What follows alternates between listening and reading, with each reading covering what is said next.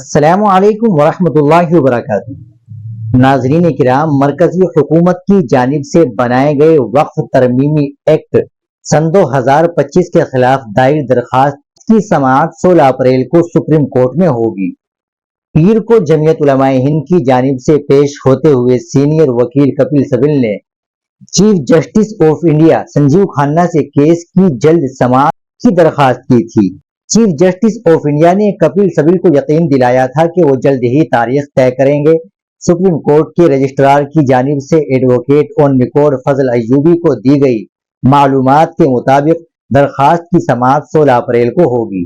جمعیت علماء ہند کے صدر مولانا ارشد مدنی نے اسے ایک حوصلہ افزا پیش رفت قرار دیتے ہوئے ایک بیان میں کہا کہ ہمیں یقین ہے کہ ہمیں اس معاملے میں عدالت سے انصاف ملے گا، کیونکہ اس قانون کی بہت سی شقیں نہ صرف مذہب اور مذہبی جماعتوں کے خلاف بھی ہے۔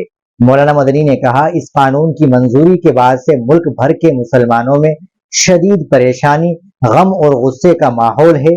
اپوزیشن کی تجاویز اور اعتراضات کو نظر انداز کرتے ہوئے جس طرح سے اس قانون کو زبردستی سے لاگو کیا گیا، اس سے ایک سنگین اندیشہ پیدا ہوا ہے کہ نہ صرف وقف املاک کے ساتھ چھیڑ چھاڑ کی جا سکتی ہے، بلکہ اس قانون کی آڑ میں مسلمانوں کو ان کے تاریخی مذہبی ورثہ سے بھی محروم کیا جا سکتا ہے۔ مولانا مدنی نے یہ بھی کہا کہ نئے قانون کی کچھ شقوں کو پڑھنے سے یہ واضح ہو جاتا ہے کہ حکومت کی نیت ٹھیک نہیں ہے۔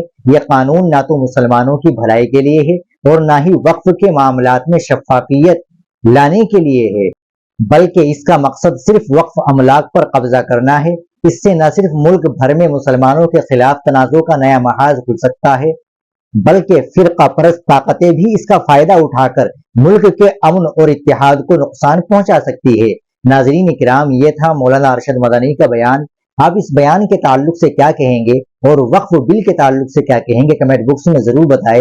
ویڈیو کو لائک اور شیئر ضرور کریں، چینل کو بھی سبسکرائب کر لیں۔ ملتے ہیں انشاءاللہ اگلی ویڈیو کے ساتھ۔ السلام علیکم ورحمۃ اللہ وبرکاتہ۔